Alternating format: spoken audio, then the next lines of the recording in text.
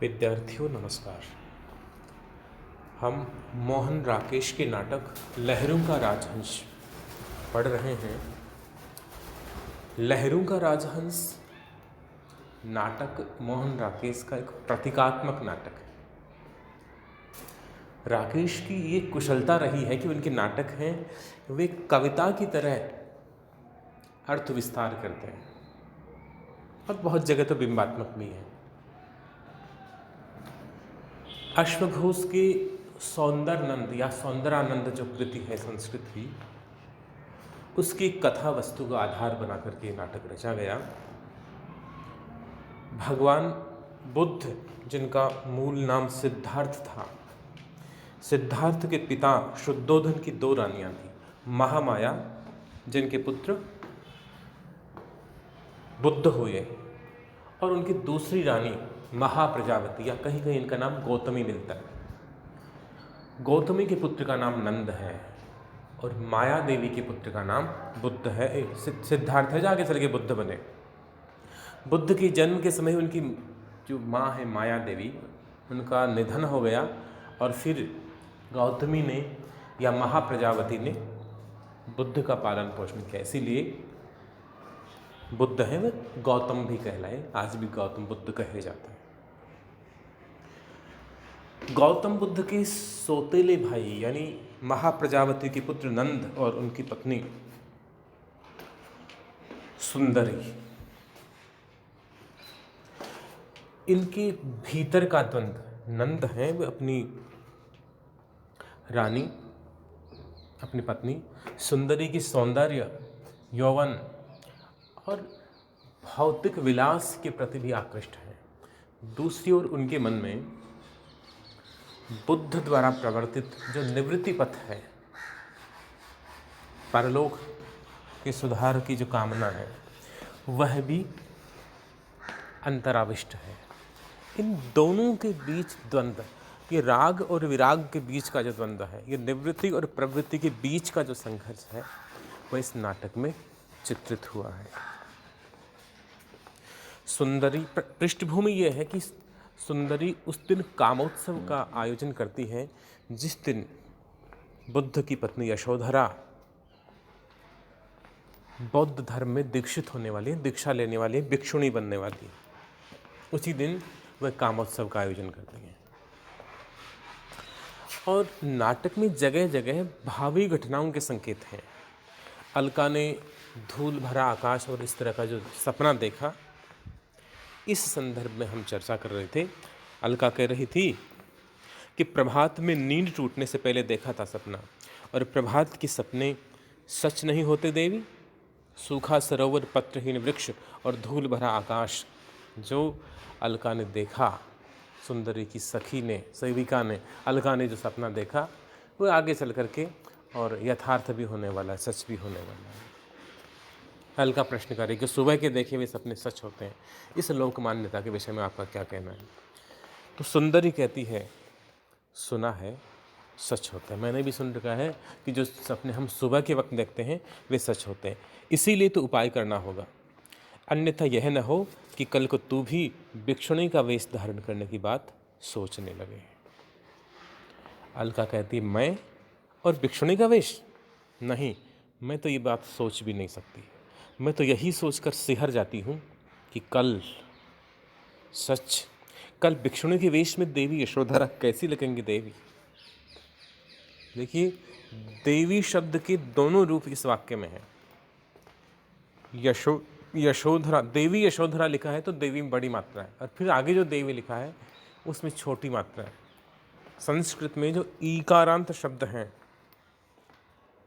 जिनका अंत बड़े ई की मात्रा के साथ होता है, उन्हें जब संबोधित किया जाता है तो मात्रा छोटी हो जाती है। सती छोटी मात्रा हो जाएगी, देवी देवी हो जाएगी, इस तरह से। तो यशोधरा है, वो दीक्षा लेने वाली हैं, और उनकी दीक्षा के विषय में अलका सोच रही है कि मैं तो संन्यास लेने के विषय में सोच ही नहीं सकती, लेकिन मैं सोच रही हूँ यशोधरा भिक्षुणी के वेश में कैसी लगेंगी। सुंदरी आसन से उठ जाती है और बोलती है, और सब भिक्षुणियाँ कैसी लगती हैं, वैसी वह लगेगी। मदिरा कुष्ठ के पास जाकर, जहाँ मदिरा रखी हुई थी वहाँ जाके, और चषक में मदिरा डालने लगी। चषक यानी प्याला, और आगे चल करके ये विशेषकर शराब का प्याला है इस अर्थ में रूढ़ हो गया चषक। जैसे सामान्य प्याले के लिए शब्द था ये, लेकिन आगे चल करके और शराब के लिए जो प्रयुक्त प्याला था उसके लिए ये शब्द प्रयुक्त होने लग गया। सुंदरी शराब डालती है प्याले में और फिर बोलती, सोचकर खेद होता है कि इतने वर्ष पीड़ा सहने के बाद भी देवी यशोधरा अपनी पीड़ा का मान न रख सकीं। फिर एक घूंट मदिरा पीती। क्या पीड़ा? सुंदरी की दृष्टि में यशोधरा ने एकाकी जीवन जिया, पति विहीना रही, वे बुद्धत्व से सोती हुई छोड़कर चले गए, लेकिन वे अपनी पीड़ा का मान नहीं रख पाई। बहुत सहानुभूति होती है। शराब पीती हुई सुंदरी चर्चा कर रही। अलका बोलती, परंतु देवी, हाँ कह रुक क्यों गई? अलका कहती, संभव है आज भी उन्हें पहले के संबंध में नहीं देखती। उनके हृदय में जो पीड़ा थी राजकुमार सिद्धार्थ को लेकर थी, परंतु आज जो लौट कर आए हैं वे गौतम बुद्ध हैं, राजकुमार सिद्धार्थ नहीं। राजकुमार सिद्धार्थ बुद्धत्व प्राप्ति के बाद आए हैं, कैवल्य प्राप्ति के बाद में, ज्ञान प्राप्ति के बाद में आए हैं, तो वे पूरी तरह बदल चुके हैं। उनकी मनस्थिति पूरी तरह बदल चुकी है। वे अब व्यक्ति और व्यक्तित्व की सीमा से बाहर निकल करके और विश्व कल्याण के निमित्त आए हैं। सुंदरी कहती है कि राजकुमार सिद्धार्थ आज गौतम बुद्ध बनकर आए, इसका श्रेय भी तो देवी यशोधरा को है। ये महत्वपूर्ण पंक्ति है। सुंदरी ये मानती है और इस बात का उसे गर्व भी है, अहंकार भी है कि मैं इतनी सुंदर हूँ, मेरा रूप, मेरा यौवन और मुझ में एक आकर्षण आसक्ति इतनी ज़्यादा है कि मैं पुरुष को, विशेषकर अपने पति को, अपने सौंदर्य से बांधे रखूँगी। और वह मानते हैं कि उनका जो जेठ है राजकुमार सिद्धार्थ बुद्ध इसलिए बन गया, सन्यासी इसलिए बन गया कि उनकी जेठन यशोधरा है, वह अपने प्रेम के बंधन में अपने पति को बांध के नहीं रख सकी, उसे लुभा नहीं सकी। और कहती है कि राजकुमार सिद्धार्थ आज गौतम बुद्ध बनकर आए हैं, इसका श्रेय भी तो यशोधरा देवी को है। यशोधरा के कमी की वजह से ही वे सन्यासी बने हैं। अलका आश्चर्य से पूछती है, देवी यशोधरा को है? नहीं, देवी यशोधरा का आकर्षण यदि राजकुमार सिद्धार्थ को बांध सकता तो क्या आज भी वे राजकुमार सिद्धार्थ ही न होते? ऐसा न कहीं देवी। सुंदरी ये मानती है कि यशोधरा अपने प्रेम, सौंदर्य, विलास, भोग आदि प्रवृत्तियों में बुद्ध को खींच नहीं पाई, इसलिए वे सन्यासी बन गए। पुरुष के मन में यदि ये विरक्ति का भाव आता है तो सुंदरी जैसी नारियां मानती हैं कि ये स्त्री की कमी है, ये स्त्री में कहीं न कहीं कोई कमी रही होगी, इसलिए वह विमुख हो गया उससे। अलका बोलती है, ऐसा न कहे देवी। क्यों, क्या ये सच नहीं है? राजकुमार सिद्धार्थ क्यों एक रात चुपचाप घर से निकल पड़े थे? क्यों उन्हें घर की अपेक्षा जंगल का आश्रय अधिक आकर्षक जान पड़ा था? बात बहुत साधारण सी है अलका। और ये आगे जो वाक्य लिखा जा रहा है ये इस नाटक का सबसे महत्वपूर्ण संवाद है। ये जो वाक्य आगे आ रहा है, जब इस पूरे कथा प्रसंग को सबसे पहले मोहन राकेश ने, अब भूमिका पढ़ेंगे पता चलेगा, मोहन राकेश जी सबसे पहले कहानी के रूप में लिखते हैं और उस कहानी में भी ये वाक्य था, और जब इसे उन्होंने नाटक का रूप दिया तब भी ये उन्होंने संवाद के रूप में रखा। बहुत महत्वपूर्ण वाक्य है, सुंदरी की मनस्थिति का प्रतिबिंब है इस संवाद में। अलका, नारी का आकर्षण पुरुष को पुरुष बनाता है तो उसका अपकर्षण उसे गौतम बुद्ध बना देता है। नारी का आकर्षण पुरुष को पुरुष बनाता है, उसका पुरुषत्व जाग जाता है नारी के प्रति आकर्षण से। किंतु जब नारी के प्रति विरक्ति होती है पुरुष को, तब वह बुद्ध बन जाता है। दो अर्थ हैं। एक सामान्य अर्थ तो यह है कि ऐसी स्थिति में व्यक्ति सन्यासी बन जाता है, संसार से विरक्त हो जाता है। और दूसरा बुद्ध होने का एक बड़ा और व्यापक महनीय अर्थ भी है कि उसे बुद्धत्व की प्राप्ति हो जाती है, वह व्यापक ज्ञान गरिमा वाला हो जाता है।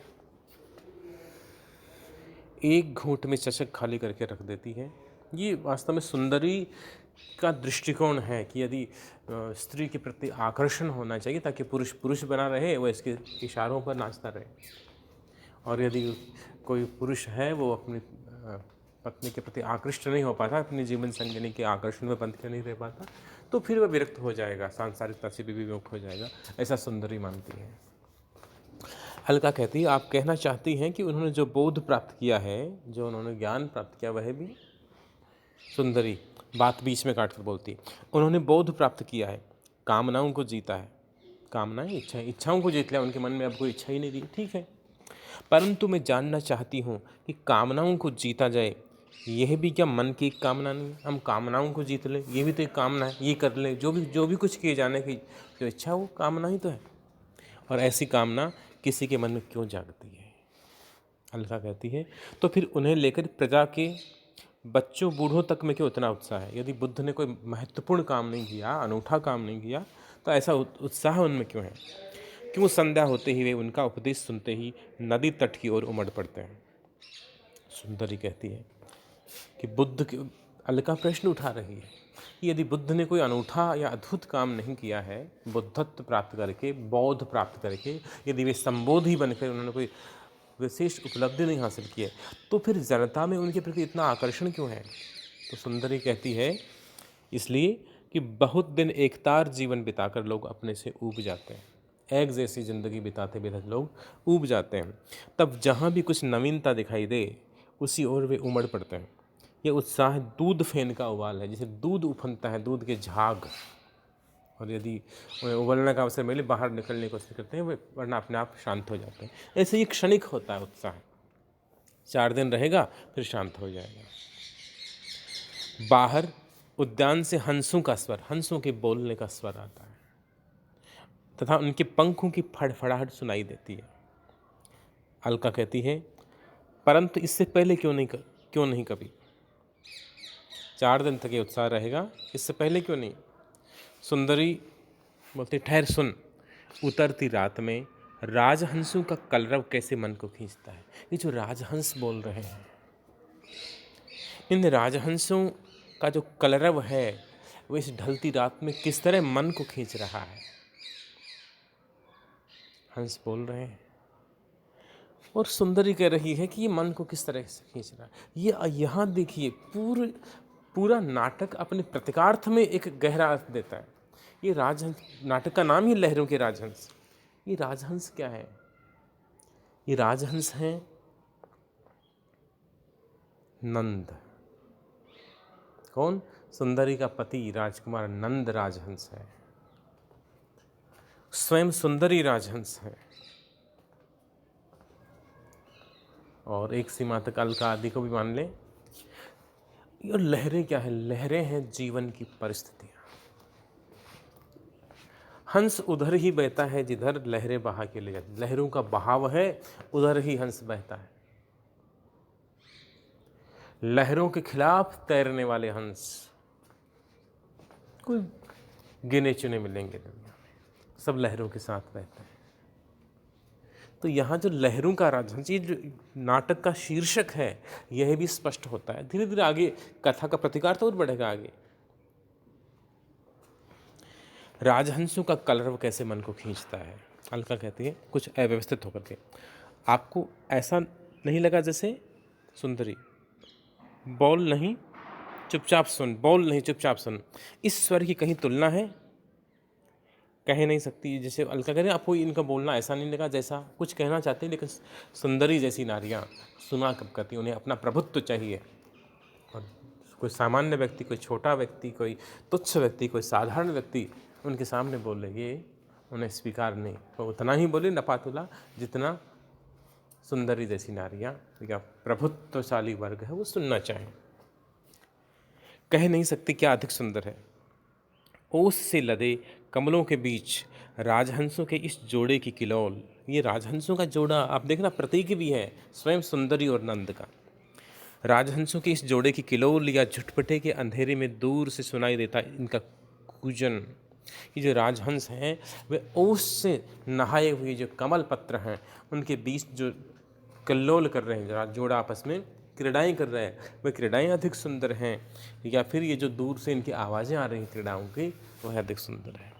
हल्के से हंसती है और फिर बोलती है, कोई गौतम बुद्ध से कहे कि कमल ताल के पास आकर कभी इनसे भी वे निर्वाण और अमरत्व की बात कहें। यहाँ व्यंग्य कर रही हैं, हंसी में व्यंग्य शामिल हैं कि गौतम बुद्ध हैं, वे क्या करते हैं, ये जो हंस कर रहे हैं, ये जो हंसों का जोड़ा है वो परस्पर प्रेम क्रीड़ा कर रहा है, कल्लोल कर रहा है। इस कल्लोल में स्वाभाविकता है, इनकी ज़िंदगी स्वाभाविक है। इसी प्रकार से मनुष्य में यदि प्रेम है, नर नारी का प्रेम है, ये त्याज्य नहीं होना चाहिए, ये स्वाभाविक जीवन है। लेकिन बुद्ध जिस चीज़ की बात कर रहे हैं, बुद्ध जिस त्याग की बात कर रहे हैं, बुद्ध जिस कामनाओं के विजय की बात कर रहे हैं, वह अस्वाभाविक है। सुंदरी मानती है कि संसार में जो प्रवृत्ति पथ है, संसार में जो भोग्य है उसे भोगा जाना चाहिए, और जो निवृत्ति मार्ग है वह ठीक नहीं है, ऐसा सुंदरी का विचार है। इसलिए व्यंग्य से कहती है कि इन हंसों के बुद्ध से कोई जाके कहे कि ये जो हंस प्रेम क्रीड़ा में रत हैं, इन्हें भी जाकर के वो कोई निर्वाण की बात कहें, कोई उपदेश की बात कहें, कोई ज्ञान की बात कहें, कोई संबोधि वाला जो ज्ञान उन्हें प्राप्त हुआ है वह इनको भी बताएं। ये चोंच से चोंच मिलाकर और सकित दृष्टि से उनकी ओर देखेंगे, फिर कांपती लहरें जिधर ले जाएंगी उधर को तैर जाएंगी। सोचती हूँ उस दिन एक बार गौतम बुद्ध का मन नदी तट पर जाकर उपदेश देने को नहीं होगा। चाहूँगी कि उस दिन ऐसा कुछ विचार कर रही है सुंदरी, बात कर रही है सुंदरी। अब ये दो चीज़ों का संघर्ष है कि बुद्ध की करुणा जीतती है या फिर सुंदरी का भोग विलास जीतता है। ये दो चीज़ों के बीच संघर्ष है। इस बीच एक आध बार पानी में पत्थर फेंकने का शब्द सुनाई देता है, फिर एक साथ कई पत्थर फेंकने का शब्द, और साथ ही हंसों का आहत क्रंदन, जैसे हंसों की चोट लगी हो इस तरह का क्रंदन। ये सब प्रतीक हैं, आगे चल के भी प्रतीक हैं, वो खुलेंगे देखना। जैसे हंसों को आहत क्रंदन और उनके पंखों की तेज फड़फड़ाहट। सुंदरी बोलते बोलते रुककर उद्विग्न दृष्टि से उद्यान की ओर देखती है, बड़ी चिंतित दृष्टि से, बड़ी व्याकुल निगाहों से वह उस बगीचे की ओर, उद्यान की ओर देखती है। किसकी धृष्टता है ये, किसकी हिम्मत है? कमल ताल में पत्थर कौन फेंक रहा है? अलका बोलती है, मैंने पहले भी ऐसा ही शब्द सुना था। रात के समय हंस अकारण ही नहीं बोल उठे थे, लेकिन सुंदरी ने बोलने से मना कर दिया था। कहा था ना कि कहीं ऐसा नहीं लगता, तो सुंदरी ने मना कर दिया। अलका बताना चाहती थी। हंसों का क्रंदन धीरे धीरे हल्का पड़कर शांत हो जाता है। सुंदरी बोलती है, उद्यान में जाकर देख, किसने ऐसी चेष्टा की है? कहना मैं उसे अभी यहाँ बुला रही हूँ। अलका सिर हिलाकर बाईं ओर से चली जाती है। सुंदरी उसी उद्विग्न भाव से श्रृंगार कोष्ठ की ओर जाती है जहाँ श्रृंगारदान रखा हुआ है। फिर चबूतरे के पास आ जाती है। अपनी उद्विग्नता बेचैनी, अपनी उद्विग्नता को झटकने का प्रयत्न करती हुई, नहीं समझ पा रही आज कामोत्सव की रात को किसी का कमल ताल में हंसों के जोड़े पर पत्थर फेंकना ये प्रतीक है। आज की रात क्या घटित होने वाला है आगे, ये आगे स्पष्ट होगा नाटक में। नंद है वो खुद सन्यासी न बन जाए, सुंदरी के पति नंद हैं वो बुद्ध के अनुयायी न बन जाए, और इस प्रकार हंसों का जोड़ा बिछड़ जाए। तो आज कामोत्सव की रात कमल ताल में हंसों के जोड़े पर पत्थर फेंकना, उन्हें आहत करना, ये एक आकस्मिक घटना है या जानबूझकर किया गया प्रयत्न, परंतु निर्भर तो इस पर करता है कि वह कौन व्यक्ति है जिसने ऐसा प्रयत्न किया है। अलका बाईं ओर श्यामांग को लिए हुए आती है, और फिर क्या होता है ये हम अगले ऑनलाइन वीडियो क्लास में पढ़ेंगे। धन्यवाद।